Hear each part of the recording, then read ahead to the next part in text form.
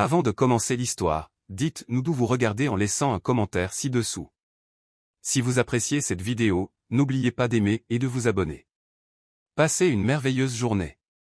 Profitez de l'histoire. Sophie détestait les événements d'entreprise. Ses talons hauts lui faisaient mal. Sa robe louée était serrée.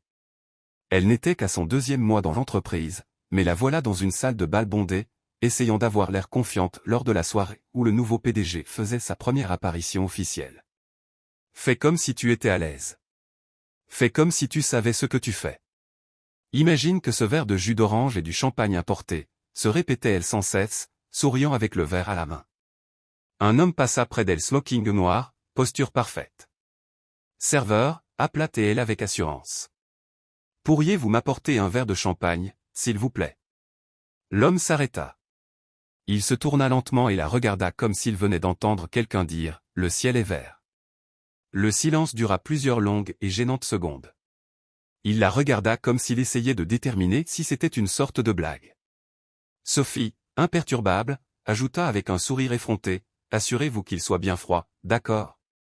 Il cligna lentement des yeux, un mélange de surprise et de curiosité dans le regard, mais il ne dit rien. Il se contenta de hocher la tête et se dirigea vers le bar. Quelques minutes plus tard, il revint. Il lui tendit le verre, arborant toujours cette expression confuse, comme s'il n'était pas sûr que cela soit réel. « Votre champagne, » dit-il, la regardant avec une étincelle indéchiffrable dans les yeux. « Merci, serveur élégant.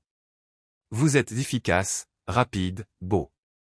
Si vous en avez marre de porter des plateaux, dites-le moi. Je vous recommanderai dans un restaurant 5 étoiles. » Il haussa un sourcil, incertain s'il devait rire ou s'offusquer. Bon à savoir.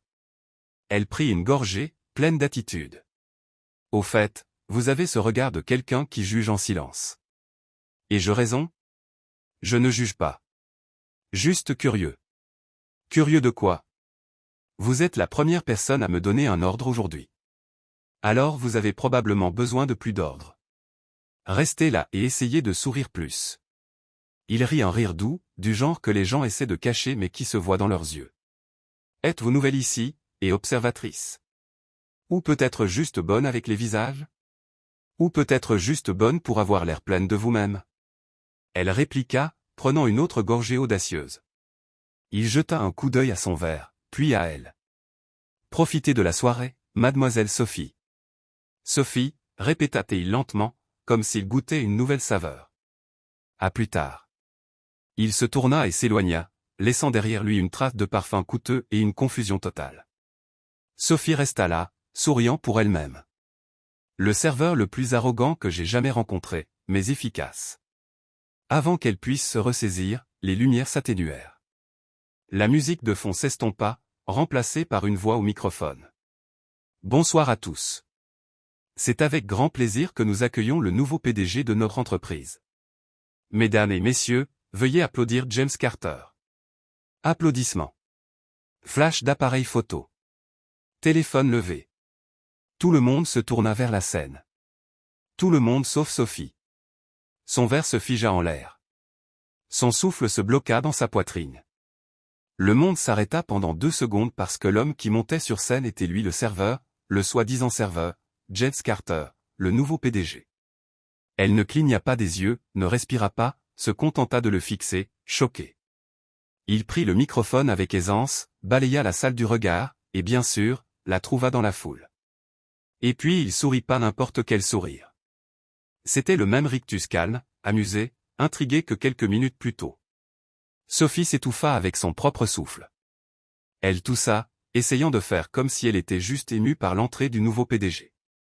Quelques personnes regardèrent dans sa direction. Une dame lui proposa de l'eau. Elle refusa d'un geste qui disait « Je vais bien ». Juste en train de mourir à l'intérieur. Brillant, Sophie, murmura-t-elle pour elle-même. Tu viens d'envoyer le PDG chercher du champagne. Félicitations pour ta carrière prometteuse. Sophie n'entendit pas un mot du discours. La voix de James depuis la scène se mélangea au bourdonnement dans ses oreilles. À chaque phrase qu'il prononça de ce ton ferme, elle souhaitait de plus en plus pouvoir se cacher sous la table des apéritifs. Je veux remercier le conseil d'administration et chaque membre de l'équipe pour leur confiance. Notre avenir sera construit avec audace, clarté et travail d'équipe. La seule chose qui résonnait dans la tête de Sophie était « Tu as appelé le PDG un serveur. Tu lui as dit de sourire plus. Tu lui as proposé un job dans un restaurant. » Quand le discours se termina, les applaudissements revinrent, et James descendit calmement de la scène, saluant quelques cadres. Elle s'était déjà retournée, marchant rapidement vers la sortie. Elle avait besoin de disparaître, de respirer, de prétendre qu'elle n'avait jamais existé. Sophie. Elle se tourna comme quelqu'un surpris en train de voler. C'était Emma des RH. Et, as-tu vu ça? Quel homme, hein? Élégant, direct, mais avec une telle présence. Emma s'éventa le visage avec une serviette. Si j'avais su que le PDG ressemblait à ça, j'aurais mis plus de mascara. Ouais, plutôt surprenant, essaya de sourire Sophie, mais son visage semblait figé. Ça va. Tu as l'air pâle. J'ai juste besoin d'air. Je pense que le champagne était trop fort. Emma hocha la tête et sortit son téléphone. Va-y. Si tu as besoin de quoi que ce soit, envoie-moi un message sur WhatsApp. Sophie se glissa dans le hall de l'hôtel et s'appuya contre une colonne de marbre. Elle ferma les yeux et prit une profonde inspiration. Peut-être que James ne l'avait même pas reconnu. Peut-être qu'il était le genre de PDG qui croisait tant de gens chaque jour qu'il ne se souvenait pas des visages. Peut-être. Son téléphone vibra. Un message de l'assistante administrative, réunion de l'équipe marketing demain à 10 heures. Présence obligatoire. PDG présent. Elle appuya sur le bouton d'alimentation. Elle ne voulait pas penser à demain. Elle voulait juste remonter le temps d'environ 30 minutes. Le bureau était trop silencieux. Les lumières blanches, le bourdonnement constant de la climatisation et le bruit lointain de la frappe sur les claviers créaient une atmosphère tendue pour Sophie. Il était 9h50. Elle ajusta son chemisier pour la 3e fois, attacha ses cheveux en un chignon qu'elle appelait son look, je n'essaie d'impressionner personne, et se dirigea vers la salle de réunion. Au moins 20 personnes étaient déjà là. Elle s'assit aussi loin que possible de la tête de la table. À 10 heures précises, la porte s'ouvrit. James entra costume sombre, expression neutre, regard stable. Et à l'horreur de Sophie, ses yeux se posèrent directement sur elle. Ce n'était pas juste un coup d'œil. C'était un regard qui disait « Je sais exactement qui tu es ». James commença la réunion de manière directe. Il parla des objectifs, de la nouvelle phase de l'entreprise et des changements à venir. Il passa en revue chaque département, posa des questions intelligentes et prit des notes. Puis il arriva à l'équipe marketing. Nous avons un défi majeur ici, dit-il. La communication interne doit être plus efficace, et le ton de la marque doit sembler plus humain. Sophie souhaitait pouvoir disparaître. Au fait, James posa ses mains sur la table et se pencha légèrement en avant. J'aimerais parler avec Sophie Alvarez, si possible, en privé.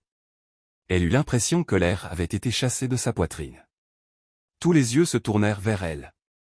Bien sûr, Monsieur Carter, répondit le manager avant que Sophie puisse dire quoi que ce soit. James s'écarta et pointa subtilement vers la porte. Elle se leva, essayant d'avoir l'air calme, mais l'arrière de son cou brûlait d'embarras.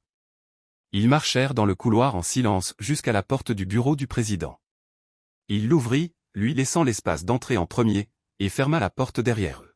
« Fais-tu toujours faire aux hommes ce que tu veux ?» demanda-t-il, s'asseyant calmement derrière le bureau. Les yeux de Sophie s'écarquillèrent. « Désolé, je jure que détends-toi. Je ne suis pas contrarié. » Il la regarda un moment.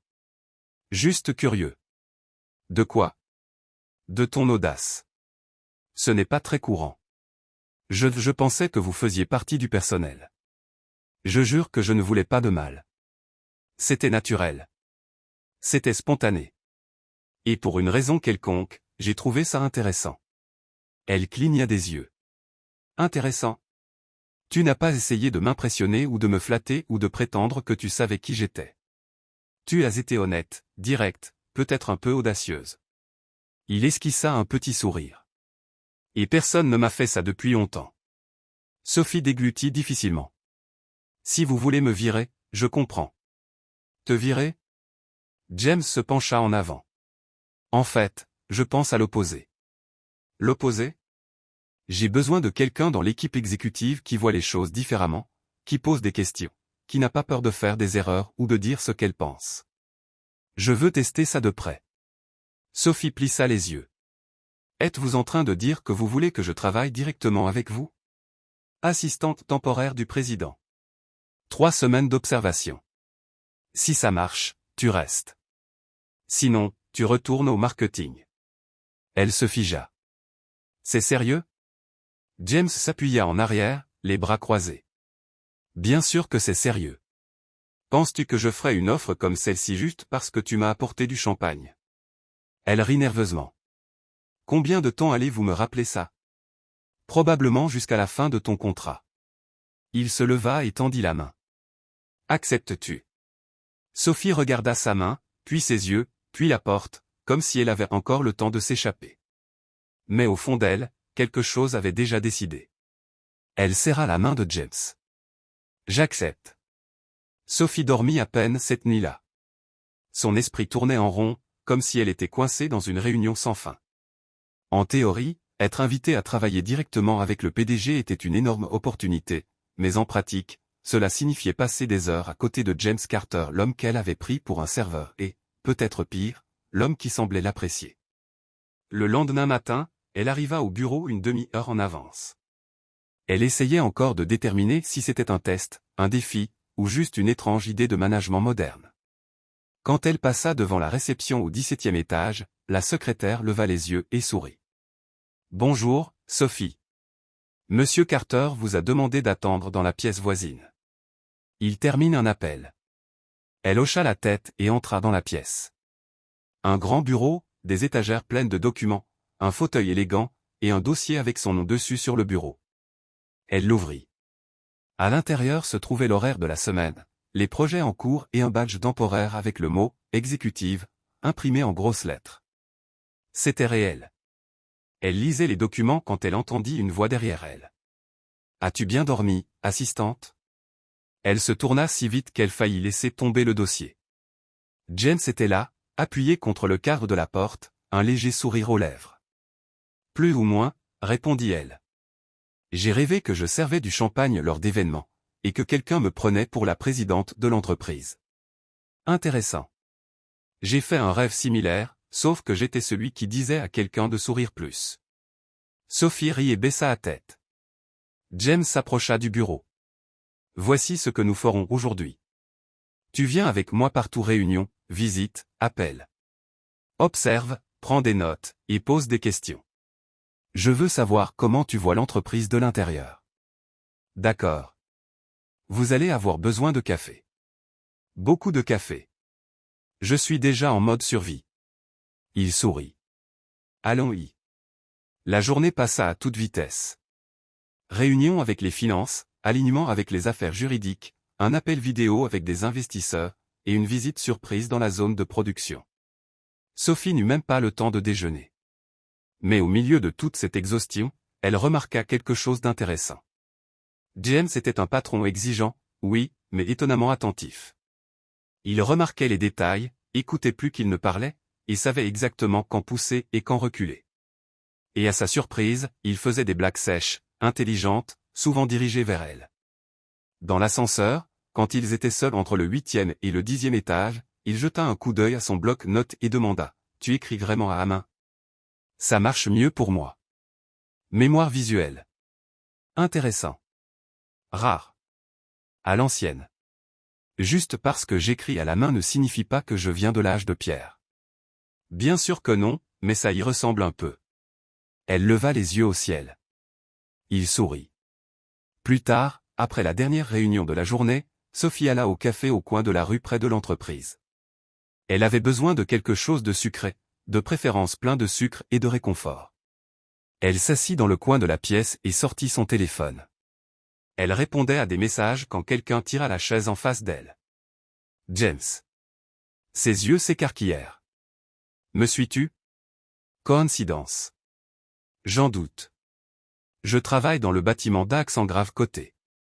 C'est l'endroit à café le plus proche. J'y viens tout le temps. Tu n'es jamais venu quand j'y étais. Peut-être que tu n'as pas remarqué. Elle croisa les bras, suspicieuse. Tu me remarques beaucoup ces derniers temps, monsieur Carter.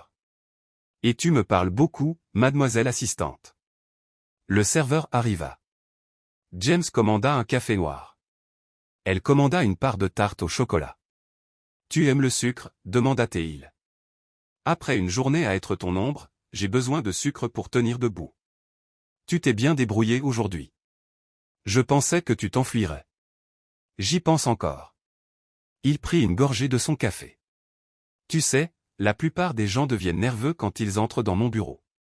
J'étais nerveuse. Je l'ai juste caché avec du sarcasme. Tu l'as bien caché.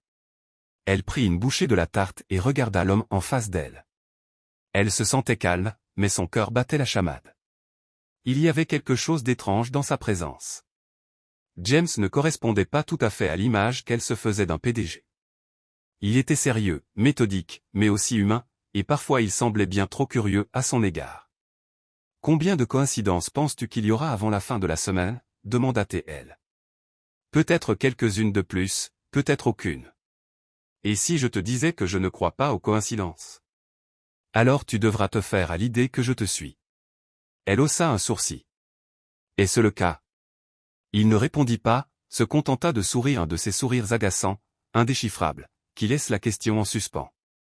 Le lendemain matin, elle alla à la salle de pause de l'entreprise pour prendre un café avant de commencer la journée. La machine était libre, mais quelques secondes plus tard, James apparut. « Bonjour, dit-il, prenant une tasse. Me suis-tu encore?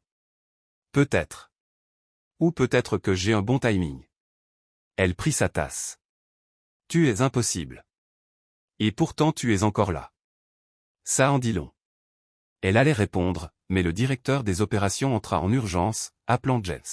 « Je te vois dans le bureau dans 10 minutes, dit-il avant de s'éloigner. « Bien sûr. Je serai là dès que j'échapperai à tes coïncidences. » Elle sourit. Et cette fois, il ne sourit pas en retour. Il la regarda juste une seconde de plus que d'habitude, comme si quelque chose avait changé, comme si entre une coïncidence et une autre, il commençait à prendre ce petit jeu au sérieux. Le vendredi matin, Sophie examinait des rapports dans le bureau exécutif voisin quand James entra sans frapper. Il avait sa veste sur le bras et les clés de voiture à la main. « J'ai une réunion externe. J'ai besoin que tu viennes avec moi. » Elle leva les yeux, surprise. « Tout de suite. Tu veux que j'y aille avec toi? Comme ton chauffeur personnel. Tu es mon assistante, souviens-toi. » Elle se leva, prit son sac et le suivit. En chemin, il ne dit pas grand-chose, juste quelques instructions sur la réunion avec une entreprise partenaire. Elle l'observa du coin de l'œil pendant qu'il conduisait calme, les yeux sur la route mais de temps en temps, il la regardait rapidement, comme s'il voulait dire quelque chose mais attendait le bon moment. La réunion fut plus courte que prévu. En sortant de la salle de conférence, James consulta sa montre. C'est passé l'heure du déjeuner. Veux-tu manger quelque chose? Sophie hésita. Elle savait que cela ressemblait à plus qu'une prolongation des heures de travail. Pourtant, elle hocha la tête en accord. Ils allèrent dans un restaurant calme, éclairage tamisé, musique douce. Ils s'assirent près de la fenêtre. Elle feuilletait le menu quand il parla, sans la quitter des yeux. Tu as l'air mal à l'aise. Ce n'est pas tous les jours que je dîne avec mon patron. Ce n'est pas un dîner. C'est encore le déjeuner. Ça n'aide pas beaucoup. James esquissa un demi-sourire. Détends-toi. Ce n'est pas un piège. Elle ferma le menu et prit une profonde inspiration. Si c'en est un, je suis déjà trop dedans, donc ça n'a pas d'importance. Il appela le serveur et commanda un plat simple. Sophie choisit quelque chose de léger. Une fois le serveur parti, il la regarda à nouveau. Tu es vraiment différente. Différente comment? Des gens avec qui je travaille habituellement, ceux qui font tout pour ne pas contredire. Je ne suis pas bonne pour prétendre que je suis d'accord. C'est rare et risqué, mais intéressant. Sophie prit une gorgée d'eau. La conversation devenait trop personnelle et trop risquée. Si j'étais toi, je ferais attention avec ce mot intéressant. C'est généralement là que commence le chaos. Peut-être que c'est ce qui manque à ma vie, un peu de chaos. Elle rit, se sentant plus à l'aise. Tu me fais penser à quelqu'un qui fait du yoga à 6 heures du matin. Le chaos ne te va pas, et toi, tu sembles être quelqu'un qui ne dort pas bien, boit trop de café, et essaie de tout contrôler avec des listes. Elle haussa un sourcil. C'était une analyse de personnalité, ou juste une bonne supposition? Observation. Tu observes trop. Tu fuis trop. Sophie s'arrêta. Il avait raison. Chaque fois que la conversation commençait à aller plus profond, elle faisait une blague, changeait de sujet, prétendait que ce n'était pas à propos d'elle. C'était plus sûr comme ça. La nourriture arriva. Ils mangèrent en silence pendant quelques minutes. La nourriture était bonne, mais il y avait une légère tension dans l'air, une menace silencieuse d'attente. James brisa le silence. Vois-tu quelqu'un? La question la prit au dépourvu. Elle faillit laisser tomber sa fourchette. Pardon? Sors-tu avec quelqu'un? Elle réfléchit une seconde. Quelque chose en elle s'alluma un besoin de construire un mur entre eux. Oui, mentit-elle sans hésitation. James se contenta de hocher la tête, mais ses yeux devinrent un peu plus froids. Compris. Elle se mordit la lèvre. Elle regretta le mensonge, pas ce qu'elle avait dit, mais sa réaction. James n'était pas du genre à montrer ouvertement ses émotions, mais là, il semblait déçu. Pourquoi as-tu demandé, osa-t-elle? Parce que tu sembles être quelqu'un qui garde toujours ses distances. Et parfois je me demande s'il y a quelqu'un de l'autre côté du pont, ou si tu as juste peur de le traverser. Elle déglutit difficilement. Utilises-tu toujours des métaphores de pont avec tes employés, ou suis-je spécial? Tu es spécial. Le silence devint plus lourd. Le bruit du restaurant sembla s'estomper un moment. Elle se pencha en avant, essayant de changer de sujet. Et toi? Sors-tu avec quelqu'un? Non. Ça ne marche jamais. Pourquoi pas? Les gens s'approchent à cause du nom de famille, du titre, ou des avantages. Et tu penses que tout le monde est comme ça? Non, mais la plupart. Sophie s'appuya en arrière dans sa chaise, les bras croisés. Peut-être que tu regardes au mauvais endroit. Peut-être. L'addition arriva. James paya avant qu'elle puisse même atteindre son portefeuille. Sur le chemin du retour au bureau, le silence semblait plus confortable. Elle regarda par la fenêtre. Il conduisait avec concentration. Quand ils se garèrent, elle détacha lentement sa ceinture de sécurité. Merci pour le déjeuner ou dîner, ou quoi que ce soit. C'était une pause. Elle rit. Une bonne pause. Avant qu'elle ouvre la porte de la voiture, il parla sans la regarder directement. Si tu veux traverser ce pont un jour, tu n'as pas à mentir sur qui est de l'autre côté. Elle se figea, sentit son visage chauffer.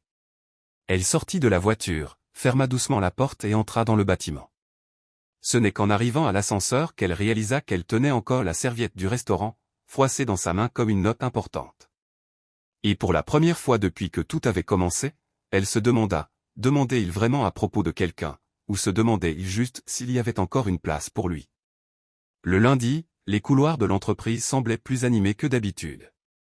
Sophie pouvait sentir les yeux qui la regardaient par-dessus l'épaule, les murmures dans les coins, et, pire encore, les sourires mal cachés quand elle passait. Elle essayait de se convaincre que c'était juste dans sa tête, mais au fond, elle savait exactement ce qui se passait. Les rumeurs avaient commencé. As-tu vu les deux partir ensemble vendredi? Les gens disent qu'ils ont déjeuné dans un restaurant chic. Juste deux. Elle est nouvelle, non? À peine arrivée et déjà proche du PDG. Le truc avec les rumeurs, c'est qu'on n'a pas besoin de preuves quand les gens sont prêts à croire le pire. En début d'après-midi, pendant que Sophie organisait des documents pour la prochaine réunion de James, la manager des RH, Olivia Ruiz, entra dans le bureau avec des pas rassurés et un sourire aussi faux que du rouge à lèvres bon marché. Bonjour, Sophie. Monsieur Carter est-il là? Il est en conférence téléphonique, mais je le lui dirai dès qu'il sera disponible. Olivia ignora la réponse et s'approcha du bureau. Je suis juste venu te féliciter. Tu sais, tout le monde ne se distingue pas aussi rapidement. Sophie garda une expression neutre. Merci. Et surtout avec une méthode aussi originale. Tu as du talent, ma fille. Sophie leva les yeux. A-t-il quelque chose que tu voudrais dire, Olivia? Je fais juste observer. Comme tout le monde ici. Fais attention à ne pas trébucher sur les marches que tu as montées si vite. Merci pour la sollicitude. Ne t'inquiète pas, je sais marcher. Olivia sourit avec malice et sortit avec la même atmosphère toxique qu'elle avait apportée. Sophie ferma les yeux un moment.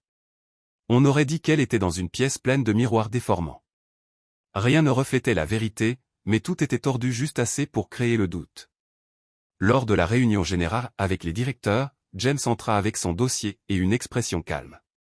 Sophie s'assit à sa gauche, comme elle l'avait fait ces dernières semaines. Elle remarqua qu'Olivia était là aussi, et il y avait quelque chose dans ses yeux de l'anticipation. Quand la réunion s'ouvrit aux suggestions et aux sujets internes, Olivia demanda la parole. Excusez-moi. Avant de conclure, j'aimerais soulever un point. Ce n'est pas directement lié aux finances, mais je crois que cela affecte notre environnement de travail. James leva les yeux. Allez, il y a des bavardages dans les couloirs, et malheureusement, nous ne pouvons pas ignorer l'atmosphère que cela crée.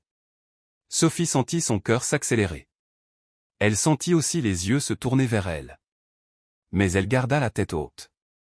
Des rumeurs selon lesquelles certains employés se rapprochent de la direction par des moyens non conventionnels. Des lignes personnelles et professionnelles qui pourraient être franchies. Un silence gênant remplit la pièce. Olivia continua. Avec tout le respect dû, Monsieur Carter, la transparence est quelque chose que vous avez souligné depuis le premier jour, et je pense qu'il est juste que nous gardions une ligne claire entre le favoritisme et le mérite. Sophie resta immobile, mais à l'intérieur, chaque mot ressemblait à un coup de poing dans l'estomac. James regarda calmement Olivia, puis autour de la pièce. Enfin, il parla. S'il y a des rumeurs qui circulent, ce ne sont que des rumeurs. Je me soucie de ce qui est fait au bureau, pas de ce qui est murmuré dans les coins. Et concernant les changements de rôle inattendus, les promotions sans processus de sélection. N'importe quel membre de l'équipe peut être placé dans un rôle où il montre du potentiel, même ceux qui, bien que nouveaux, ont montré des idées et un professionnalisme au-dessus de la moyenne. Il regarda directement Sophie. Et si quelqu'un a des préoccupations à ce sujet, ma porte est toujours ouverte. Olivia ne répondit pas. Elle croisa juste les bras et garda sa posture. James se tourna vers le groupe. D'autres questions? Personne ne dit un mot. La réunion se termina. Des heures plus tard, après que tout le monde soit parti, James appela Sophie dans son bureau. Elle entra avec le cœur lourd. Si tu veux partir maintenant, je ne te blâmerai pas, dit-il avant qu'elle puisse dire quoi que ce soit. Partir. Tu ne mérites pas d'être la cible de ragots à cause de moi. Et tu penses que partir arrêterait ça? James la regarda. Il t'attaque parce que tu es trop proche de moi. Ce n'est pas juste. Ce qui n'est pas juste, c'est de se cacher. Il s'approcha un peu. Tu n'as pas besoin de me protéger, et tu n'as pas besoin de te sentir coupable. Il y eut une pause, un silence qui parlait plus fort que les mots. Es-tu d'accord avec tout ça? Demanda-t-il. Non, dit-elle honnêtement. Mais j'ai appris à gérer l'injustice. Ce que je ne supporte pas, c'est d'être traité comme si je n'avais pas mérité ce que j'ai. Je n'ai jamais pensé ça, mais aussi. James serra les lèvres. Alors peut-être qu'il est temps de leur montrer qui tu es vraiment. Que veux-tu dire? Tu seras celle qui présentera lors de la prochaine réunion. Je veux que tu partages les idées sur lesquelles tu as travaillé dans ce rapport sur la marque interne. Montre-leur que tu es ici parce que tu l'as mérité. Et après ça, laisse-les parler. Le temps s'occupera du reste. Sophie hocha la tête, mais au fond, ça faisait encore mal. Plus que de l'admettre à lui, c'était dur de l'admettre à elle-même à quel point tout cela l'affectait. Le vendredi, Sophie entra dans la salle de réunion en tenant fermement son dossier, la tête haute. Elle savait que certains espéraient qu'elle échoue, peut-être même qu'ils le souhaitaient. James s'assit à la tête de la table, comme toujours, mais ses yeux la suivirent avec la même confiance qu'il avait montrée la semaine précédente. Bon après-midi. Aujourd'hui, Sophie Alvarez fera une brève présentation sur les stratégies de communication interne. La parole est à toi. Elle prit une profonde inspiration et commença. Pendant les 20 minutes suivantes, elle présenta des données, des recherches, des études comparatives et des propositions réalistes pour améliorer la communication entre les départements. Elle parla clairement, avec confiance, et surtout, honnêtement. À la fin, il y eut un silence, puis des applaudissements. Ils commencèrent doucement mais devinrent plus forts. James fut le dernier à applaudir, mais ses yeux disaient tout. Olivia ne dit pas un mot. Alors que Sophie rassemblait ses papiers pour partir, un directeur d'un autre département s'approcha. « Bien joué, Sophie. Tu as été excellente. Merci. J'aimerais te parler la semaine prochaine. Nous avons un projet qui pourrait vraiment bénéficier de tes idées. » Sophie sourit, surprise. « Bien sûr. J'en serais ravi. » Elle quitta la pièce avec des épaules plus légères. James la trouva quelques minutes plus tard près de l'ascenseur. « Je t'avais dit que le temps s'en occuperait. » Elle esquissa un petit sourire.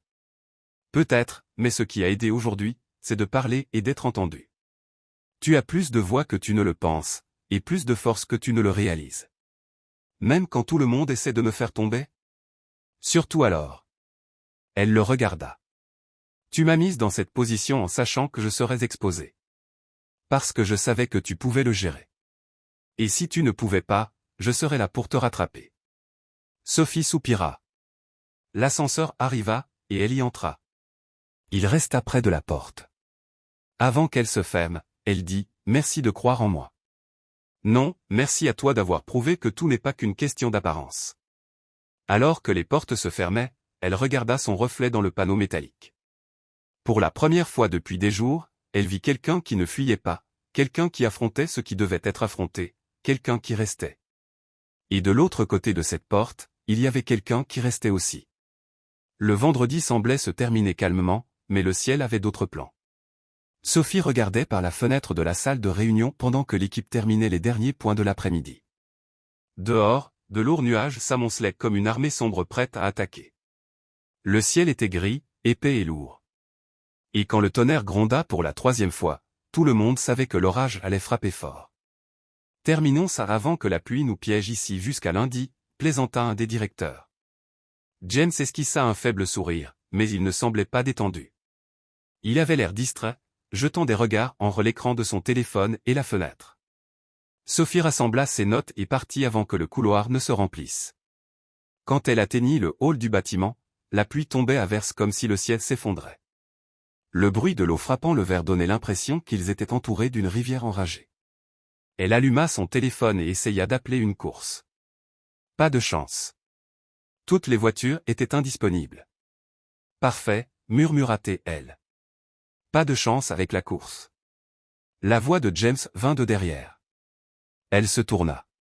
Il avait son blazer plié sur le bras et regardait la pluie avec son expression sérieuse habituelle.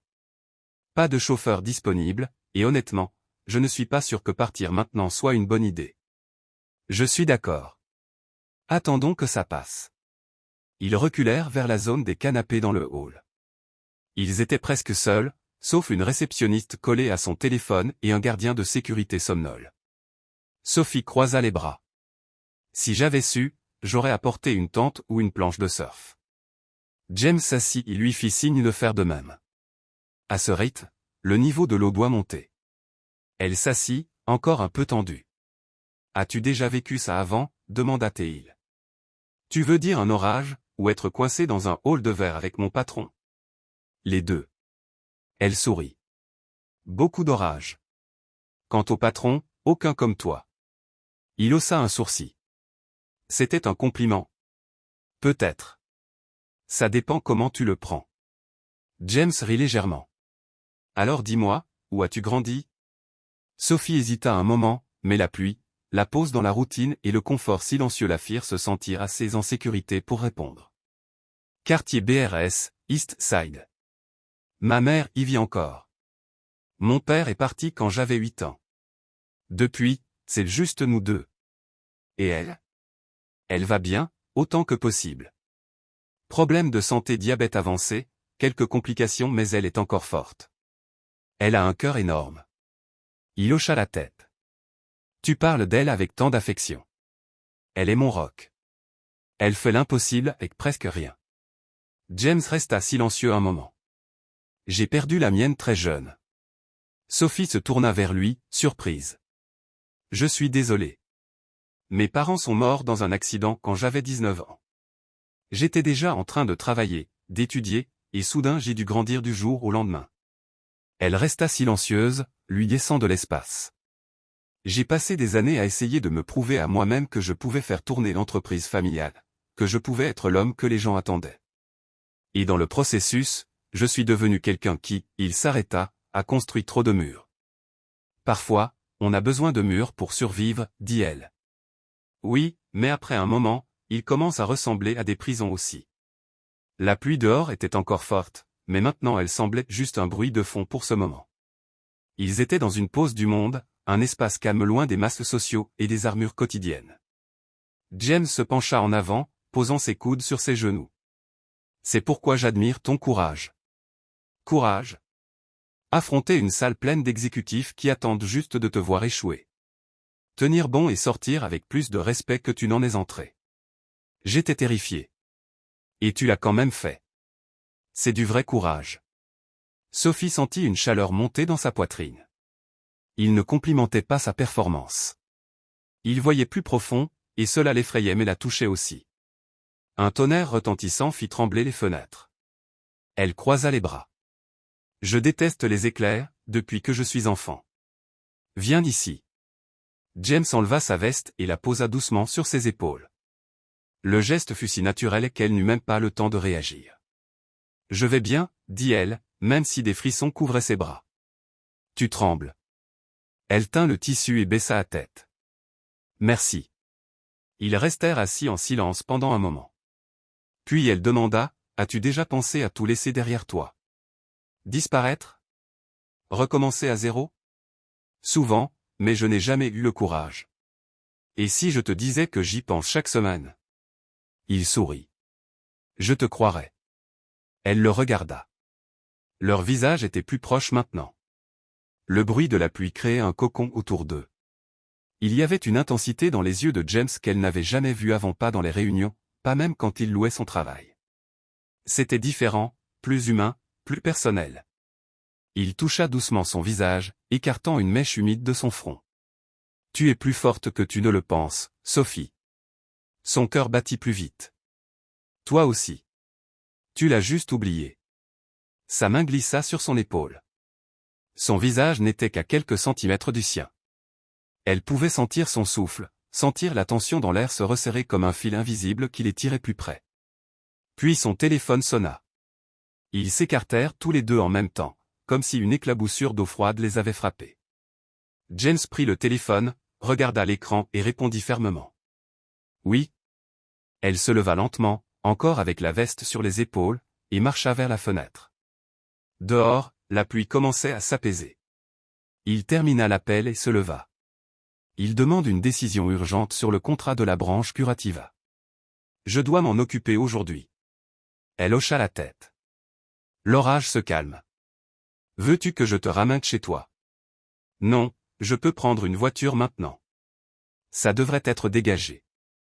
James la regarda, comme s'il voulait dire quelque chose mais n'était pas sûr de devoir le faire.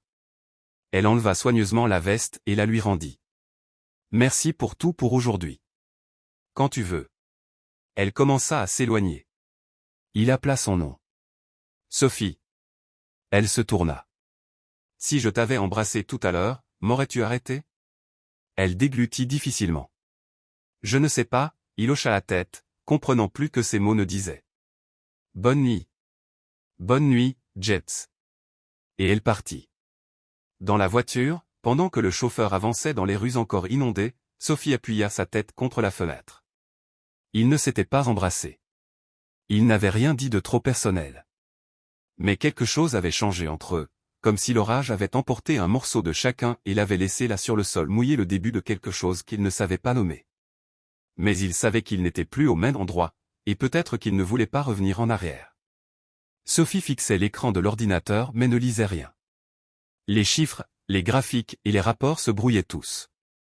Pendant des jours, elle avait essayé d'ignorer ce qu'elle ressentait, mais c'était comme essayer de balayer du sable mouillé. Plus elle essayait, plus elle s'enfonçait. Depuis cette nuit d'orage, James n'avait pas dit un mot, pas une seule mention de l'Almost Kiss, aucune référence à ce qui s'était passé dans ce haut vide entouré de pluie et de silence qui parlait plus fort que les mots. Et elle n'avait rien dit non plus. À l'entreprise, tout semblait se passer sans accroc, du moins en surface. L'équipe la respectait plus. Les réunions coulaient facilement, et les projets prenaient de l'élan. Mais à chaque pas solide qu'elle faisait au travail, elle se sentait plus fragile à l'intérieur. C'était comme si elle s'était divisée en deux, la femme professionnelle qui grandissait et impressionnait les autres, et la femme qui attendait sans cesse quelque chose qui ne venait jamais. Le vendredi marquait l'événement final de l'année, la fête traditionnelle de fin d'année de l'entreprise, avec des discours, des hommages, et bien sûr, le toast au champagne tant attendu. Sophie avait décidé de ne pas y aller. Elle avait passé toute la journée à répéter comment elle remettrait sa lettre de démission. Elle l'avait écrite, réécrite, et enfin imprimée en 2 exemplaires, non parce qu'elle voulait s'enfuir, mais parce qu'elle sentait que rester là commençait à affecter tout, même ses propres convictions. À 17h32, avec la lettre en main, elle prit une profonde inspiration et se dirigea vers le bureau de James. La réceptionniste lui dit qu'il était en réunion avec 2 investisseurs et qu'il en aurait pour quelques minutes de plus. Sophie la remercia et choisit d'attendre dans le salon. Elle s'assit sur un canapé près de la fenêtre. Dehors, la ville commençait à s'illuminer pour la nuit, voitures, klaxons, gens pressés dans toutes les directions. Le monde continuait de bouger, même quand son cœur voulait s'arrêter. Elle ferma les yeux un moment. « Tu prévois de partir sans dire au revoir ?» La voix familière la fit ouvrir les yeux. James était debout devant elle, sa veste déboutonnée, les yeux fixés sur elle. Elle se leva lentement. La lettre était dans sa main. Elle était prête. « Je suis venu te donner ça. Je ne pense pas que je devrais rester. » Il regarda le papier. Il ne le prit pas, pourquoi? Parce que c'est dur de travailler ici, d'essayer d'être professionnel, de prétendre que rien ne s'est passé, de prétendre que rien n'a changé. Et si je te disais que c'est dur pour moi aussi?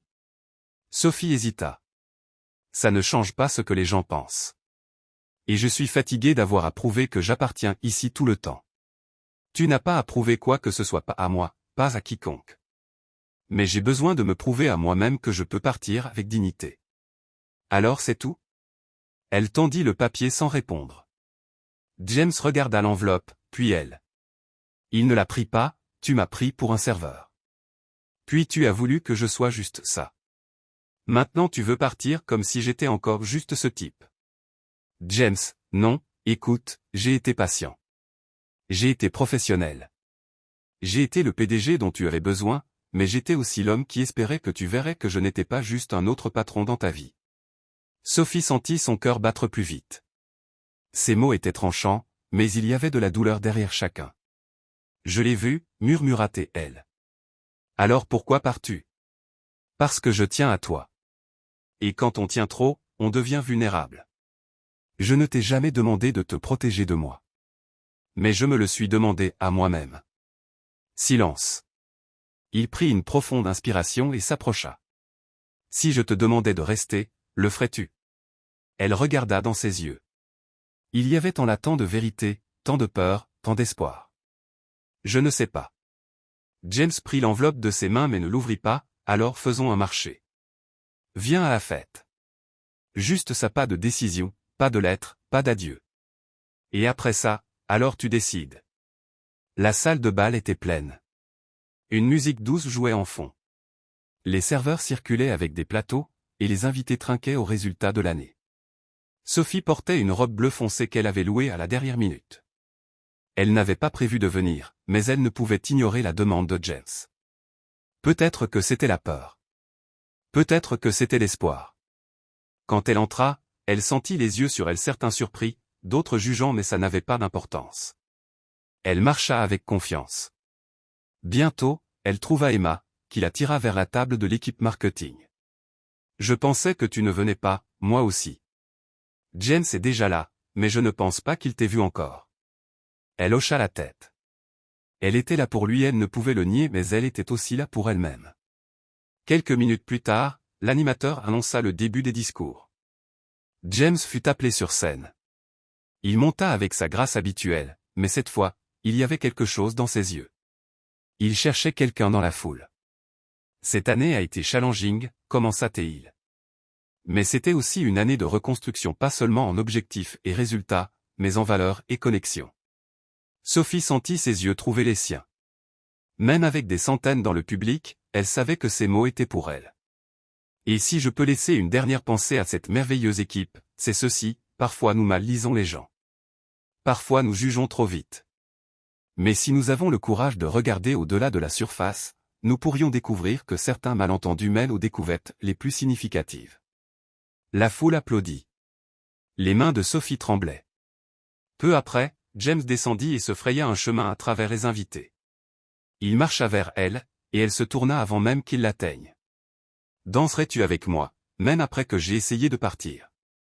Surtout parce que tu l'as fait. » Elle sourit, et ils marchèrent tous les deux au centre de la pièce. La musique était lente. Les pas étaient simples, mais le silence en eux était plein de tout ce qu'il n'avait pas encore dit. « Veux-tu encore que je reste ?» demanda-t-elle. « Je veux que tu décides pour toi-même, mais oui, je le veux. Et si je fais une erreur? Alors nous la réparerons ensemble. » Elle posa sa tête sur son épaule. Pour la première fois depuis longtemps, elle se sentit légère. La chanson se termina. James prit 2 verres de champagne et lui en tendit un. « Un toast, dit-il. »« À quoi ?» Il leva son verre. « À l'erreur qui est devenue une rencontre. À la confusion qui est devenue un chemin. Au début qui ressemblait à une erreur, mais qui est peut-être juste le bon départ. » Elle sourit. Au serveur élégant. Et à la femme qui n'avait pas peur de dire ce qu'elle pensait. Leurs verres se touchèrent. Le son du cristal résonna comme un point ou peut-être un nouveau début. Le premier jour de la nouvelle année arriva avec un ciel clair et une brise douce. La ville, encore endormie après les célébrations, semblait respirer plus calmement. Sophie se réveilla tôt mais n'était pas pressée. Elle fit du café, mit de la musique, et s'assit près de la fenêtre pendant quelques minutes, regardant le mouvement en dehors. Son téléphone vibra avec des messages de « bonne année », mais elle les ignora pour l'instant non parce qu'elle s'en fichait, mais parce que ce jour-là, elle avait besoin de s'entendre elle-même avant d'entendre le monde. Cela faisait exactement une semaine depuis la danse, une semaine depuis le discours de James, depuis la danse, depuis le toast qui semblait sceller tout, et pourtant, rien n'avait été décidé. Sophie n'avait pas remis sa lettre de démission, mais elle n'était pas retournée à l'entreprise non plus. Elle avait demandé du temps. Elle avait besoin de réfléchir, et James avait compris. Il n'avait pas appelé, ne l'avait pas pressé, n'était pas apparu. C'était comme s'ils comprenaient tous les deux, sans dire un mot, que ce temps était nécessaire. Mais maintenant, avec la ville qui se réveillait, le moment de décider était venu. À 10 heures, elle quitta la maison avec des pas assurés. Elle marcha jusqu'à un petit café caché entre 2 vieux magasins. Elle s'assit à une table au fond et commanda l'habituel cappuccino avec de la cannelle. Elle sortit un cahier qu'elle portait depuis l'université et commença à écrire pas une liste d'objectifs, pas des pour et des contre, mais une lettre à elle-même. « Sophie, tu es arrivée ici à travers des chutes, des trébuchements et tant de nouveaux départs.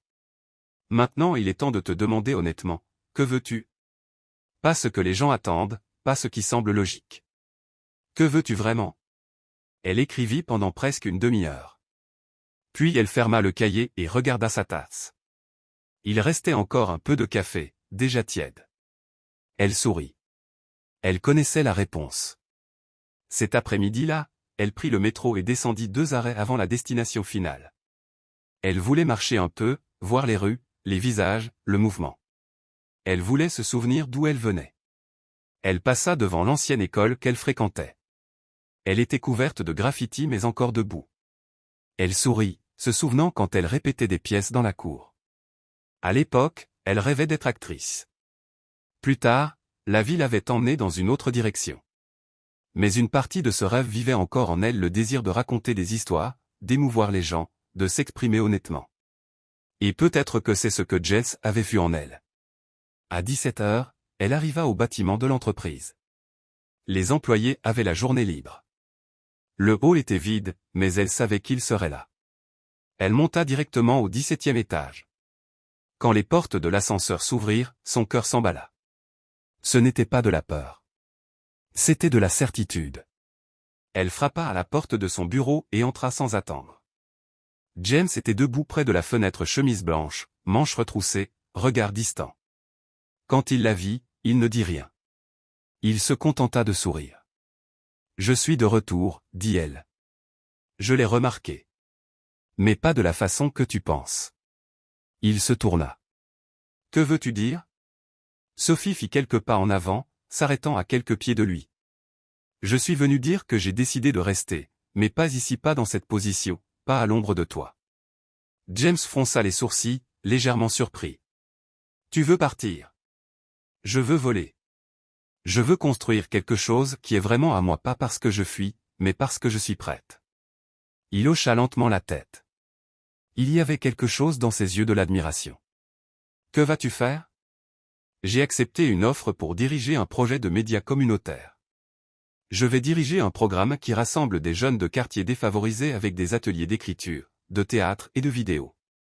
Ce n'est pas le poste le plus élevé, et ce n'est pas le plus gros salaire, mais c'est réel. James sourit, sincèrement. Ça te va bien. J'ai appris beaucoup ici de toi, de tout ce que j'ai vécu, mais j'ai aussi appris à m'écouter moi-même. Et ma voix appelle à quelque chose de nouveau. Je suis fier de toi. Merci. Silence. Alors, ça veut dire que nous sommes aussi finis, demanda Théil directement. Elle prit une profonde inspiration.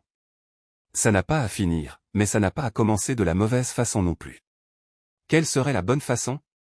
Quand ce n'est pas patron et employé, quand c'est juste James et Sophie, deux personnes, deux choix, deux chemins qui se croisent parce qu'ils le veulent, pas parce qu'ils le doivent. Il s'approcha un peu. Je veux te voir heureuse, même si c'est de loin. Mais si je pouvais choisir, je préférerais être à tes côtés. Alors trouve-moi plus tard, quand tout est plus clair, quand ce n'est pas à propos de fuite ou d'impulsion, mais une décision réelle. James hocha la tête. Il y avait de la compréhension dans ses yeux, et une sorte de respect qui disait tout. J'attendrai avec plaisir. Je reviendrai à coup sûr. Elle sourit. Il sourit aussi. Ils ne s'embrassèrent pas. Ils ne firent pas de promesses. Ils se regardèrent juste, sachant que ce n'était pas la fin. C'était un nouveau début. 2 mois plus tard, Sophie courait dans les coulisses du petit théâtre communautaire de Jardim Alvarada. C'était le premier spectacle monté par les enfants du projet. Les chaises étaient pleines, les parents émus, et les étudiants nerveux. Portant un jean, un t-shirt et un simple badge nominatif, elle se sentait plus importante là que dans n'importe quelle salle de réunion. Derrière le rideau, une fille de 12 ans tremblait de peur. Je ne peux pas, prof. Je vais tout oublier. Sophie s'agenouilla devant elle. Tu t'es préparé. Tu connais tes lignes. Et même si tu fais une erreur, la partie la plus belle, c'est d'essayer. Tu sais pourquoi? Pourquoi? Parce que le courage, ce n'est pas de ne pas avoir peur. C'est de le faire même quand on a peur. La fille sourit. Elle monta sur scène, et elle réussit. Sophie s'essuya les yeux et s'assit sur le côté de la scène. Elle regarda chaque ligne, chaque rire, chaque ronde d'applaudissements. À la fin de la performance, elle monta sur scène et appela tous les étudiants.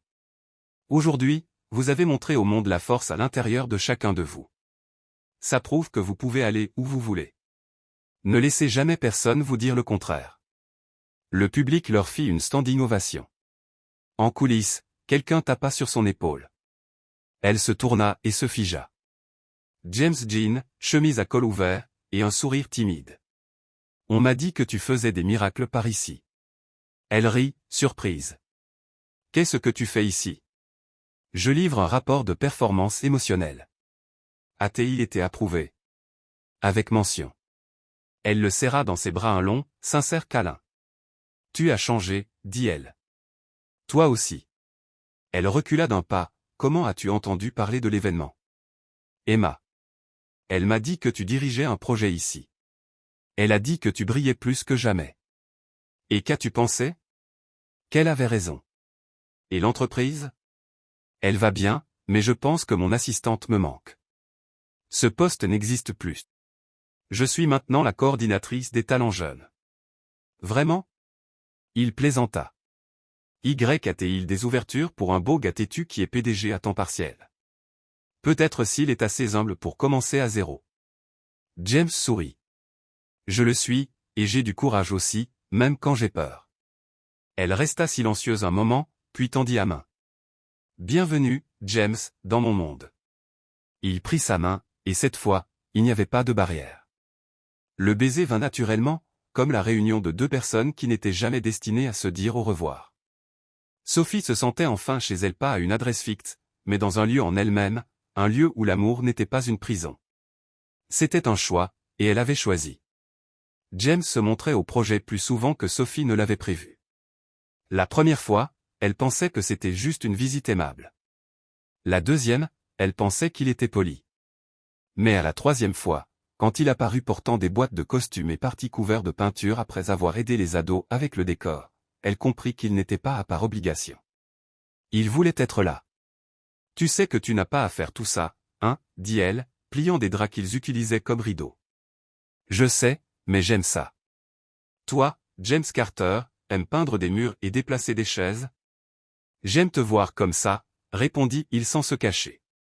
Elle rit, mais ses joues rougirent.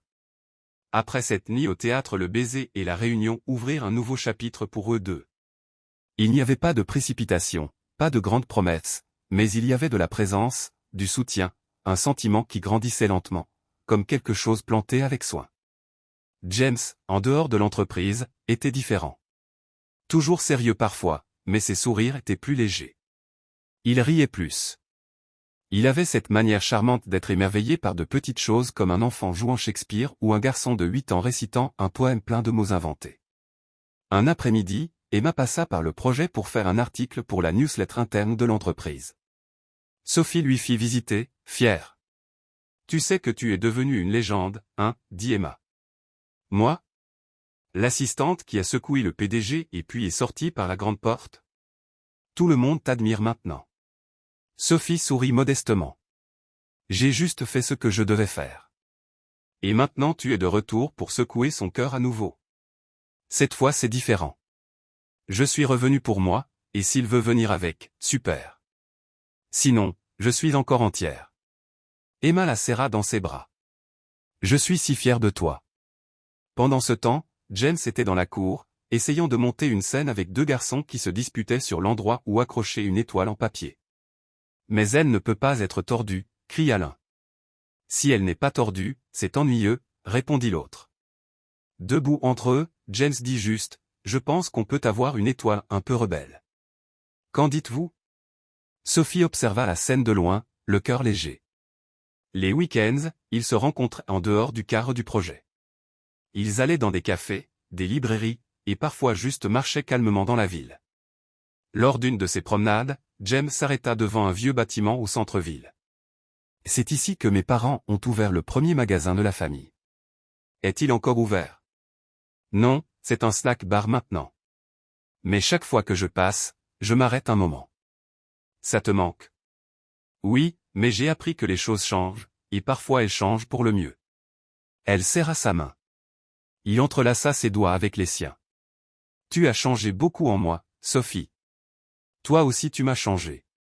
Tu m'as donné le courage de suivre mon propre chemin. » Il regarda dans ses yeux. « N'est-ce pas drôle comment tout a commencé avec un verre de champagne ? » Elle rit. « Et avec toi qui pensais que j'étais le serveur ? » ?»« Non, avec toi qui pensais que j'étais. » Elle éclata de rire. « Je pense encore que ce smoking te faisait ressembler à quelqu'un qui sert des boissons. Et maintenant ? Maintenant tu ressembles à quelqu'un qui m'apporte du café les dimanches. C'est un indice. Un très clair. » Le dimanche suivant, James apparut chez elle avec un sac de pain au fromage, une boîte de thé, et un air fier. « Je n'ai pas apporté de café, mais j'ai apporté le reste du petit déjeuner. »« C'est un super début, » dit elle, le tirant à l'intérieur. La matinée passa lentement, avec des conversations légères, des rires, et une musique douce en fond. Elle fit cuire le pain au four pendant qu'il mettait la table. Quand ils s'assirent pour manger, Sophie le regarda un moment. « James, penses-tu que nous pourrions garder ça simple sans compliquer les choses, sans le transformer en routine fatiguée, sans devenir juste une autre histoire qui commence fort et finit en silence ?» Il réfléchit un moment. « Nous n'avons pas besoin de faire des promesses. Juste se choisir l'un l'autre un jour à la fois. Et si ça ne marche pas, au moins nous avons essayé. Pas de promesse d'éternité. Que dis-tu de juste jusqu'à demain ? » Elle sourit. Marché conclu. Jusqu'à demain. Au projet, les choses commençaient aussi à se stabiliser. Sophie accueillait de nouveaux volontaires chaque semaine, ce qui lui permettait de se concentrer plus sur le côté créatif, développer de nouveaux ateliers, des projets audiovisuels, et un partenariat avec un éditeur pour publier un livre avec des textes écrits par les enfants. James, même avec ses autres responsabilités, passait toujours quand il pouvait. Et quand il ne pouvait pas, il envoyait des messages ludiques, l'étoile tordue s'est-elle redressée? Le garçon qui récite des poèmes inventés veut être mon partenaire d'affaires. Est-ce que toi aussi tu as l'impression de vivre la vie que tu es destiné à vivre? Elle répondait avec des photos, des notes vocales, et parfois juste un cœur, parce que parfois c'était suffisant. Pour l'anniversaire de 3 mois du projet, Sophie organisa une performance spéciale avec les étudiants plus jeunes. Les parents étaient invités, ainsi que les partenaires et les donateurs. Elle hésita à inviter James. Elle ne voulait pas que tout tourne autour de sa présence, mais il apparut quand même. À la fin de la présentation, l'une des filles lui tendit une petite note décorée de paillettes. « Tante Sophie, tu ressembles à une vraie princesse. Merci de nous montrer que nous pouvons rêver. » Sophie la lut, touchée. En quittant la scène, elle trouva James attendant près de la sortie. « As-tu lu la note ?» Elle hocha la tête. « Tu mérites d'entendre ça tous les jours. Pas tous les jours sont faciles, mais ceux qui le sont compensent le reste. » Elle s'approcha. « As-tu déjà pensé à faire un vrai changement? » « Un changement? Quitter cette entreprise, faire quelque chose de plus humain. Tu veux dire te rejoindre ici? Pas tout de suite, mais un jour. Si tu veux. » Il sourit. « J'y pense tous les jours, mais je veux être sûr que quand je le ferai, ce ne sera pas juste pour toi. Ça doit être pour moi aussi. C'est juste. En attendant, puis-je continuer à peindre des murs et apporter du pain au fromage et te tenir la main si tu veux. Toujours. » Un samedi après-midi, pendant qu'il regardait les étudiants peindre des toiles de fond pour la prochaine pièce, James se tourna vers elle. « Puis-je te dire un secret? » Bien sûr. Le jour où tu m'as demandé du champagne, j'étais fatigué, agacé, et je sentais que cette entreprise allait m'avaler tout entier, et que j'étais juste un mal de tête de plus. Tu as été la seule chose qui m'a fait rire ce jour-là. Sophie se tut. Et depuis lors, continua-t-il, chaque fois que je pense à abandonner, je me souviens de la façon dont tu m'as regardé et dit, tu es impossible. Elle rit. Parce que tu le es. Mais même comme ça, tu es resté. Et toi aussi. Il s'approcha et posa son front contre le sien. Je suis content que je n'ai pas été juste un autre serveur pour toi. Je suis contente que tu n'aies pas été juste un autre patron pour moi. Le soleil se couchait derrière les bâtiments. Les enfants riaient et couraient en fond. La ville était vivante, pleine d'énergie. Et là, dans ce moment simple, ils savaient tous les deux qu'ils avaient trouvé quelque chose de rare, quelque chose qui venait de l'inattendu, mais qui maintenant semblait complètement réel. C'était un dimanche matin calme quand Sophie se réveilla avec la lumière du soleil passant à travers les rideaux et la voix de James venant de la cuisine. « Café ou thé ?» demanda-t-il, sans regarder. « Et avant que tu dises quoi que ce soit, oui, j'essaie de faire ton cappuccino juste comme il faut. »« Cappuccino avec cannelle » répondit-elle, s'assisant sur le canapé. « Si tu rates la cannelle, j'annule le contrat. »« Quel contrat ? » ?»« Celui où tu obtiens mon attention pour une durée indéterminée. » James rit et s'approcha avec la tasse, en prenant un air dramatique. « J'espère avoir passé l'inspection de mademoiselle Sophie. » Elle prit la tasse, but une gorgée, et fit semblant de réfléchir. « Je donnerai un 8, mais je garde le contrat par respect pour ton effort. C'est le plus haut score que j'ai jamais eu. Est-ce que je monte dans ton marché personnel d'actions? » Une légère augmentation. Les choses étaient devenues naturellement légères entre eux. Elle n'avait pas besoin de remplir chaque silence avec des mots. Parfois, juste être dans la même pièce était suffisant. D'autres fois, partager une tasse était tout ce qu'il fallait. Mais ce matin la sentait différent. Il y avait un poids subtil suspendu entre les phrases légères. Sophie remarqua d'abord que James semblait agité. Il tripotait les couverts, passait la main dans ses cheveux trop souvent, et évitait de la regarder plus d'une seconde ou deux. Est-ce que quelque chose s'est passé? Il hésita, puis posa soigneusement la serviette sur la table. J'ai reçu une offre. Elle avala lentement sa gorgée de cappuccino. Une offre pourquoi? Expansion des affaires. Un projet international. 3 ans à New York. Le silence en redevint plus lourd. Elle le regarda, essayant de comprendre tout ce qui se cachait derrière une phrase si simple. Vas-tu l'accepter? Je n'ai pas encore décidé, mais c'est une grande opportunité. Elle hocha la tête, essaya de sourire, mais son visage se raidit. Bien sûr. C'en est vraiment une. James prit la tasse et la tourna dans ses mains. Je ne veux pas que ça change ce que nous avons, mais je ne sais pas non plus ce que nous avons signifie si je suis dans un autre pays. Elle prit une profonde inspiration. James, nous n'avons jamais fait de promesses. Souviens-toi. C'était toujours jusqu'à demain. Je sais, mais je veux qu'il y ait beaucoup de demain. Et si c'est le cas, même avec toi loin? Penses-tu pouvoir le gérer? Je ne sais pas, l'honnêteté coupait plus profond que n'importe quel silence. Elle se pencha en avant, les coudes sur les genoux, la tête baissée. Pourquoi me le dis-tu maintenant? Parce que je ne veux pas que tu l'apprennes des médias, et parce que ton opinion compte. Elle ferma les yeux une seconde. Je veux que tu l'acceptes si c'est ce que tu veux vraiment, pas pour moi, pour toi. Et si ce que je veux c'est rester? Alors reste. Mais fais-le pour toi aussi. Il s'approcha, s'assit à côté d'elle. Sophie, je t'aime. Elle ne répondit pas tout de suite. Elle le regarda, ses yeux qui semblaient toujours si sûrs, mais maintenant juste humains. Je t'aime aussi, James. Mais l'amour n'empêchera pas le temps ou la distance de faire ce qu'ils font. Si tu pars, ce sera dur. Si tu restes, peut-être que ça le sera aussi. Et si rien ne marche, au moins nous avons été honnêtes jusqu'à la fin. James hocha la tête. Je ne veux juste pas que tu te sentes abandonné. Je ne le suis pas. Je marche à mon propre rythme. Dans les jours qui suivirent, le sujet ne revint pas. James continua d'aider au projet, mais de moins en moins. Les réunions de l'entreprise reprirent de plus belle. Sophie lui donna de l'espace. Elle continua à créer, à diriger, à sourire.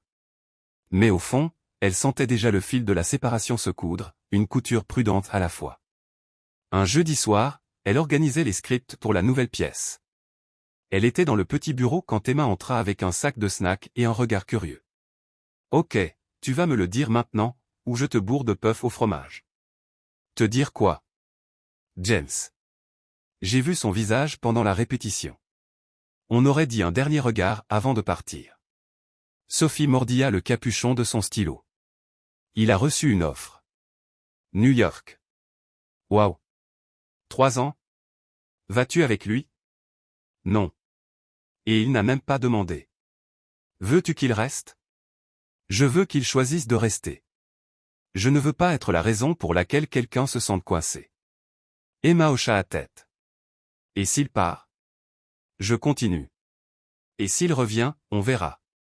Tu es vraiment forte. Ce n'est pas de la force. C'est de la survie.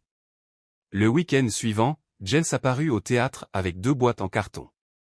Ce sont les premiers dons de livres de notre éditeur partenaire. J'ai pensé les apporter moi-même avant que la poste ne les perde. Je pensais que tu serais déjà à New York, dit-elle, souriant à moitié. Pas encore, mais peut-être en route. Elle hocha la tête, n'insista pas, veux-tu regarder une répétition? Bien sûr. Ils s'assirent au dernier rang. Les enfants répétaient une scène de réconciliation écrite par l'un des étudiants les plus timides.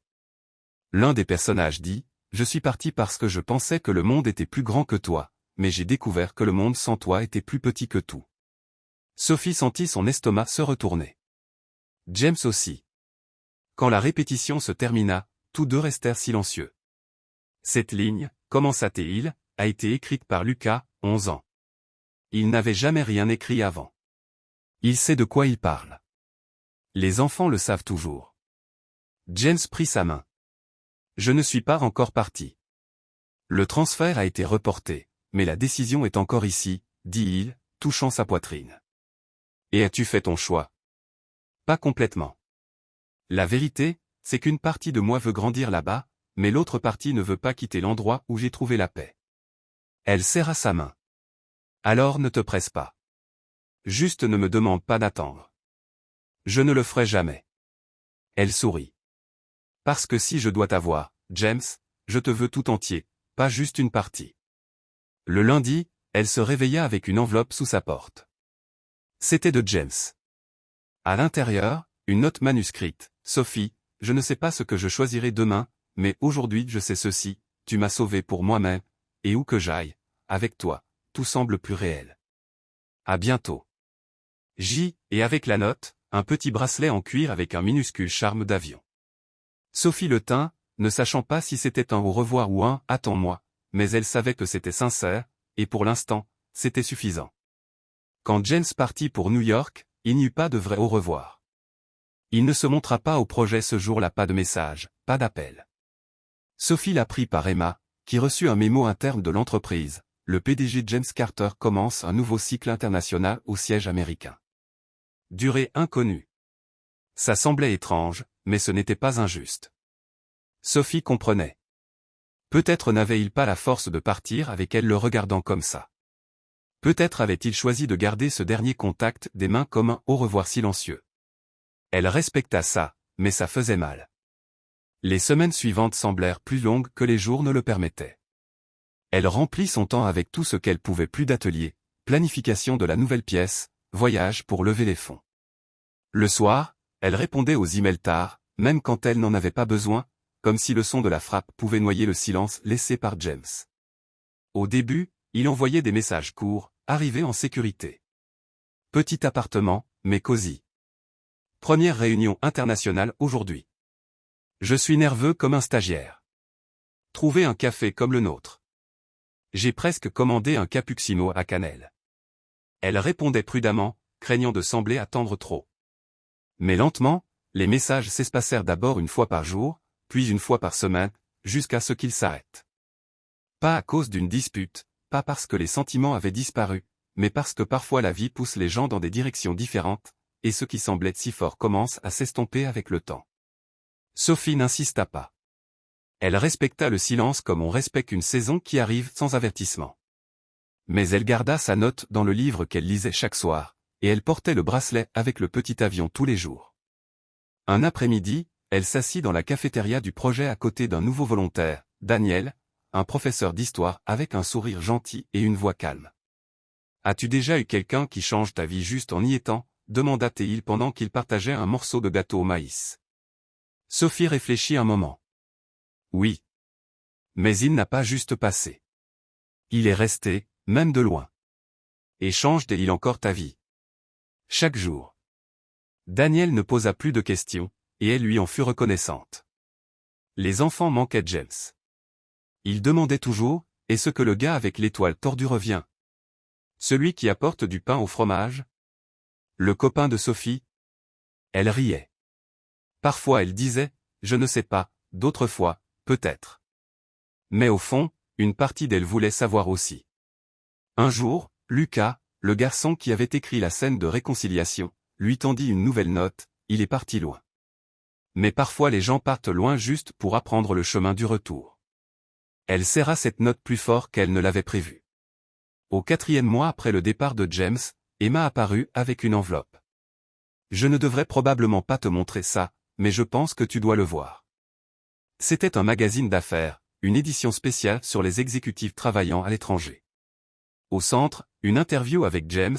New York est une école, mais ce qui m'a le plus enseigné, c'est quelqu'un qui n'est pas ici. Elle m'a montré ce que signifie être présent, même dans l'absence. Sophie lut cette ligne encore et encore, ne sachant pas si elle devait sourire ou pleurer. Il pensait à elle, mais il ne le disait pas. Elle aussi, mais restait silencieuse. Puis un jour, quand elle arriva au projet, il y avait une boîte qui l'attendait sur son bureau, pas d'expéditeur. Elle l'ouvrit prudemment. À l'intérieur, seulement une enveloppe marron et une photo de James assis sur un banc de parc avec un enfant sur les genoux, souriant. Dans l'enveloppe, une nouvelle note, « Sophie, les mots m'ont échappé, mais le manque jamais. Cette photo a été prise un samedi pendant que je me demandais si tu étais sous le même soleil que moi. Je ne sais pas ce que nous sommes maintenant, mais je sais que tu es encore mon or. » Elle appuya son front sur la table et pleura sans bruit, sans drame, juste une larme qui devait sortir. Le temps passa un semestre entier. La nouvelle pièce fut un succès. Les étudiants passèrent à la TV locale. La ville soutint officiellement le projet. Sophie fut nominée pour un prix d'impact social. Elle sourit à tout ça. Mais il y avait un espace en elle qui ne pouvait être rempli par des accomplissements. C'était la partie qui se souvenait de son rire silencieux, du silence confortable, des discussions sur tout et rien, des mains qui s'emboîtaient parfaitement comme si elles étaient faites pour ça. Mais elle avança. Elle avança parce qu'elle aimait. Et l'amour, elle l'avait appris, signifiait aussi laisser partir.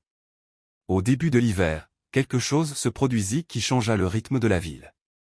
Un festival culturel international annonça qu'il présenterait une pièce pour enfants inspirée d'un projet social brésilien. C'était son projet. Les organisateurs la contactèrent. Ils voulaient amener la pièce à New York. Sophie lut l'email 2 fois avant d'y croire. Elle rassembla l'équipe. Elle partagea la nouvelle, retenant l'émotion. Nous allons jouer notre pièce dans un autre pays. Nous allons montrer nos enfants au monde. Les enfants acclamèrent. Les volontaires s'étreignirent. Mais à l'intérieur, une tempête silencieuse se formait. New York. Il serait là. Pendant les préparatifs, elle géra tout logistique, vol, permis. Elle ne mentionna pas James à quiconque. Ils arrivèrent en ville le week-end avant la performance. Les étudiants restèrent dans un hôtel modeste. Elle partagea une chambre avec Emma. La nuit avant le spectacle, pendant qu'elle organisait les costumes, Emma demanda « Vas-tu le chercher ?» Sophie répondit sans regarder « Je ne sais pas si je devrais. »« Va-t-il te chercher ? Peut-être qu'il l'a déjà fait et n'a pas trouvé la femme que je ne suis plus. Et si elle est encore quelque part en toi ?» Sophie sourit tristement. « Alors laisse-le la trouver. Mais pas parce que je l'ai demandé, parce qu'il le voulait. » Le matin du spectacle, tout se passa comme prévu. Les enfants furent charmants. Le public étranger fit une standing ovation. Sophie, pleine d'émotion, fut appelée sur scène. Elle reçut des fleurs. Elle fit un discours. Ce projet est né de la scarcity, mais il a fleuri avec amour. Et aujourd'hui, il traverse les océans pas par ambition, mais par amour. Elle ne le vit pas, mais quelqu'un au fond des rangs se leva et partit avant la fin. Ce soir-là, de retour à l'hôtel, pendant qu'elle organisait les matériaux, quelqu'un frappa à la porte. Emma répondit. « C'est pour toi, » dit-elle, pointant du doigt. Sophie marcha vers la porte et s'arrêta. James Jean, veste sombre, yeux calmes. « Je t'ai vu sur scène. Je voulais partir avant que nos yeux se rencontrent trop tôt. » Elle ne dit rien. « Je voulais être celui qui méritait d'être sur cette scène avec toi. Mais le crédit est tout à toi. » Elle hocha juste la tête. « Je n'ai pas arrêté de penser à toi, Sophie, mais j'avais besoin de découvrir qui j'étais sans toi autour. Et maintenant je pense enfin comprendre. » « Comprendre quoi ? » ? « Que tu n'es pas mon monde.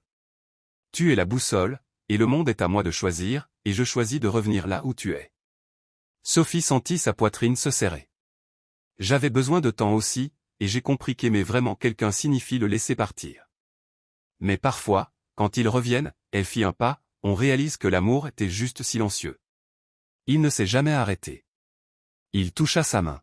« A-t-il encore une place pour moi dans ton monde ? Il y en a toujours eu. » Il sourit. Elle pleura. Et pour la première fois depuis de nombreux mois, le silence entre eux n'était pas vide. Il ressemblait à la maison. Le projet laissa une marque profonde sur la ville. Après le spectacle à New York, les enfants furent invités par des écoles et les organisations à but non lucratif pour partager leurs histoires, leurs pièces et leurs voix. Sophie continua de tout gérer avec passion, maintenant avec plus de volontaires, une meilleure structure et plus de paix. James continua de consulter pour des entreprises américaines, mais avec un emploi du temps beaucoup plus léger. Il commença à refuser les offres qui ne correspondaient pas à ses valeurs. Il géra quelques bons contrats, et avec le reste de son temps, il s'assura d'être proche. Les week-ends, ils erraient dans de petites villes dans le nord de l'État de New York. James disait qu'il voulait découvrir des endroits qui n'apparaissent pas dans les guides de voyage. Sophie disait qu'au fond il voulait juste des excuses pour manger de la tarte aux pommes des marchés fermiers. Ils riaient de ça. Ils riaient de tout. Ils riaient l'un avec l'autre, et ça rendait tout plus léger. Mais ce samedi particulier, James agissait différemment. « Fais-moi confiance, Sophie, c'est juste une promenade. » James Carter, tu m'as une fois emmené peindre un mur, en appelant ça un pique-nique artistique. J'ai des raisons d'être suspicieuse. Mais tu as peint l'étoile la plus belle que j'ai vue. Elle était tordue, mais unique. Elle rit mais accepta. Dans la voiture, il posa doucement un bandeau sur ses yeux. Ce n'est pas un enlèvement, je promets. Si c'est un endroit avec du café, je ne le signalerai pas, ça aura plus que ça. Quand ils s'arrêtèrent, James enleva lentement le bandeau. La scène ressemblait à un film, un champ de fleurs surplombant un lac calme, des lumières suspendues aux arbres, des coussins sous un dais blanc, et 2 verres de champagne sur une petite table en bois rustique. Des photos d'eux étaient accrochées à des ficelles, formant une timeline délicate et amusante de la demande de champagne à leur dernier câlin au théâtre. Sophie cligna des yeux plusieurs fois. « James, qu'est-ce que c'est ?» Il ne répondit pas. Il prit sa main, marcha au centre de la pelouse, et s'agenouilla. Sophie couvrit sa bouche avec ses mains, ses yeux remplis de larmes. « J'ai attendu si longtemps ce moment, et maintenant je veux qu'il dure pour toujours, dit-il. Je n'arrive pas à y croire. Sophie Mendes, tu es entrée dans ma vie en retournant tout sens dessus-dessous, y compris mon identité. Et après ça, tu m'as appris que l'amour n'est pas une question de certitude. C'est une question de choix. » Elle riait déjà à travers les larmes. « Tu m'as appris que je peux lâcher le contrôle et me sentir encore entier, que je peux être le PDG de mon cœur, mais seulement si tu es ma partenaire dans cette histoire. » Elle secoua la tête, émue. « Alors je te demande, avec tout ce que je suis, veux-tu m'épouser ?» Il ouvrit la boîte. La bague était simple, avec une petite pierre en forme d'étoile. Oui, l'étoile tordue. « James, es-tu sérieux ? C'est l'étoile la plus tordue et la plus belle que j'ai pu trouver. » Elle s'agenouilla aussi et le serra fort. « Bien sûr que oui. Je le veux maintenant, demain, et pour toujours. » Il la fit tourner sur l'herbe, riant. Elle renversa un coussin, faillit tomber sur la table, et ils rirent plus qu'ils ne pleurèrent. « Mais à une condition, dit-elle. »« Laquelle ? » ?»« Que tu continues à me servir du champagne, même quand nous aurons 80 ans. » Marché conclu. Le mariage eut lieu dans un vignoble de la région des Finger Lakes, connu pour ses vins doux et ses champs verts surplombant le lac. La journée était fraîche, le ciel clair, la brise légère. Sophie voulait tout en extérieur, parmi les vignes et les arbres. Elle voulait que les enfants du projet soient là, et ils l'étaient. Certains entrèrent en tenant des pancartes drôles, il a enfin réalisé que c'était l'amour. La mariée est encore la patronne, mais maintenant avec une bague. Champagne et une étoile, commencé tordu, fini parfait. James entra au son d'un violon, avec un sourire nerveux, ajustant sa veste, murmurant à son frère que c'était le discours le plus dur de sa vie. Sophie entra sans voile, portant une robe légère et des fleurs dans les cheveux, tenant un bouquet de fleurs sauvages. Elle marcha lentement vers lui, les yeux remplis de larmes. Les invités se levèrent en silence. Quand elle l'atteignit, James murmura « Je t'aime ». Elle sourit et répondit « Je t'aime aussi. Maintenant chute avant que je commence à pleurer. » La cérémonie fut dirigée par l'un des professeurs du projet, qui dit « Cette union a commencé par hasard mais a grandi avec un but. Ils ont choisi l'amour chaque jour, même les silencieux. C'est rare. C'est réel. » Puis vinrent les vœux. James passa en premier. « Sophie, tu m'as appris à rire de moi-même, à respecter mes silences, et à transformer la peur en pont. Avec toi, j'ai appris que la vie n'a pas besoin d'être un tableur parfait. Elle peut être une pièce pleine d'improvisation et être encore la plus belle de toutes. » Elle s'essuya les yeux. « James, tu m'as montré que même les PDG ont des cœurs, que même l'homme le plus logique peut apprendre à ressentir profondément. Avec toi, j'ai découvert que l'amour peut être une maison, et que ma maison avait toujours ton nom sur la porte, même quand tu étais loin. » Ils échangèrent les bagues sous les applaudissements, et à la fin, ils trinquèrent avec bien sûr du champagne. À la réception, Jess avait prévu une surprise, une petite scène où les enfants jouèrent une scène sur un patron déguisé qui tombe amoureux d'une héroïne courageuse. C'était hilarant, doux, et plein de références que tout le monde comprenait. Sophie rit tout du long. À la fin de la performance, l'une des filles lui donna une nouvelle étoile tordue faite de papier brillant. « Tante Sophie, pour que tu n'oublies jamais comment tout a commencé. » Elle tint le cadeau comme un trophée. « Je n'oublierai jamais. » Plus tard ce soir-là, après avoir dansé, ri, et pleuré une fois de plus, James tira Sophie dehors du lieu. « Viens avec moi. » Ils marchèrent jusqu'au bord du lac au vignoble, où des lumières flottantes scintillaient sur l'eau. C'était calme, seulement le son des feuilles et de la brise. « Te souviens-tu quand tu as dit que tu étais assez forte pour laisser partir quelqu'un si ça devait être comme ça ? Je m'en souviens. Je suis revenu, mais seulement parce que j'ai réalisé qu'il n'y a pas de paix sans toi. Et maintenant je veux rester vraiment rester. » Elle serra sa main. Alors restons l'un avec l'autre et avec nous-mêmes aussi. Il la serra dans ses bras. Veux-tu encore un PDG, ou préfères-tu un homme maladroit amoureux qui mélange encore les portes d'entrée aux fêtes?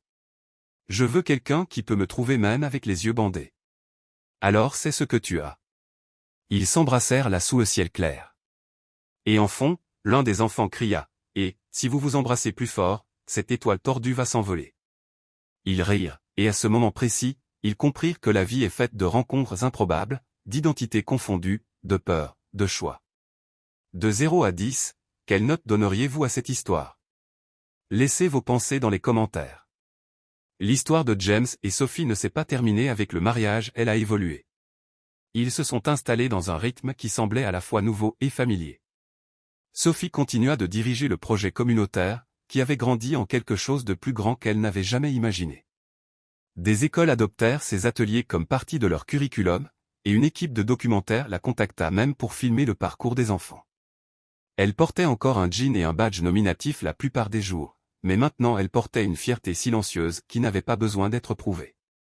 James réduisit encore plus sa vie corporative. Il prit des rôles de consultant qui lui permettaient de travailler de la maison ou là où Sophie était. Il échangea les débats tardifs en salle de réunion contre des matins tôt à l'aider à installer des accessoires ou à brainstormer des scripts. Je pensais autrefois que le succès était un titre, lui dit un jour pendant qu'il peignait un mural avec les enfants. Maintenant je pense que c'est ça. Elle sourit, de la peinture sur la joue. Tu deviens doux, monsieur Carter. Seulement pour toi, mademoiselle Mendez. Leur maison devint un petit appartement près du théâtre, encombré de scripts, de livres et de projets artistiques à moitié finis. Ce n'était pas chic, mais c'était à eux. Les dimanches, ils gardaient leur tradition, James faisant du cappuccino à la cannelle, il l'avait enfin maîtrisé, et Sophie cuisant du pain au fromage.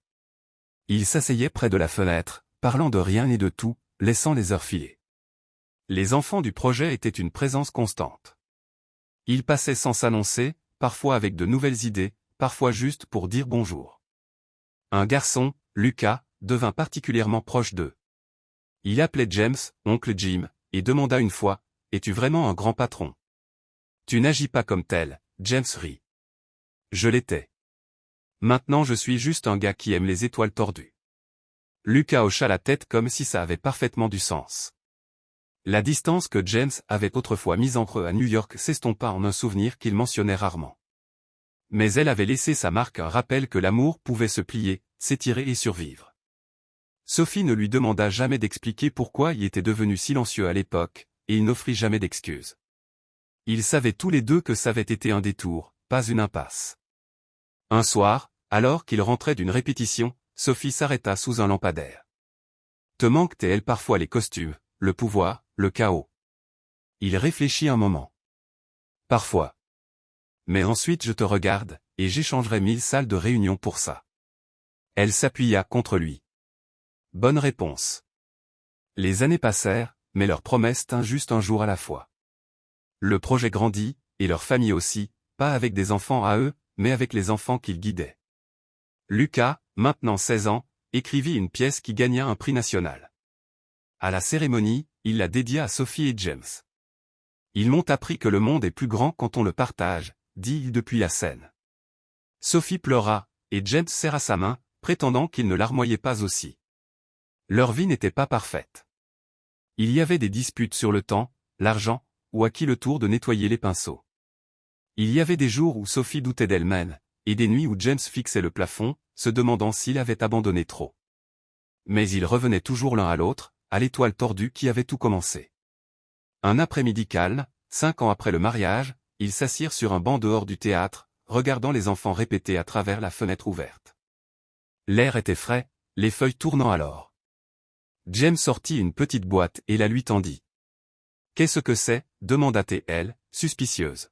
« Ouvre-la. » À l'intérieur, un nouveau bracelet cuir simple, avec un minuscule charme de verre à champagne. Elle rit. « Tu es ridicule. Je pensais qu'il était temps de mettre à jour la collection. » L'avion se sentait seul. Elle le glissa à côté de l'ancien, l'avion pendant encore à son poignet. « Tu es encore ce serveur élégant pour moi. Et tu es encore la fille qui a retourné mon monde. » Ils s'assirent là, mains serrées, écoutant les voix des enfants se déverser dans la rue. Ce n'était pas une fin de conte de fées, c'était mieux. C'était réel, désordonné, et à eux. Des décennies plus tard, quand leurs cheveux avaient grisonné et que le théâtre avait une nouvelle peinture, ils se montraient encore. Sophie, avec une canne maintenant, enseignait des ateliers de narration. James, plus lent mais encore vif, aidait avec les décors. Les enfants maintenant adultes amenaient leurs propres enfants pour rencontrer tante Sophie et oncle Jim. Une petite fille, la fille de Lucas, demanda « L'as-tu vraiment pris pour un serveur ?» Sophie gloussa. « Oui. Et il m'a apporté du champagne quand même. » James cligna de l'œil. « Meilleure commande que j'ai jamais prise. » La fille rit, et ils se sourirent, les années se pliant en un seul moment. Leur histoire n'était pas sur des gestes grandioses ou des plans impeccables. C'était sur une erreur qui devint une rencontre, un malentendu qui grandit en amour, et un choix qu'ils faisaient chaque jour jusqu'à ce que demain devienne pour toujours.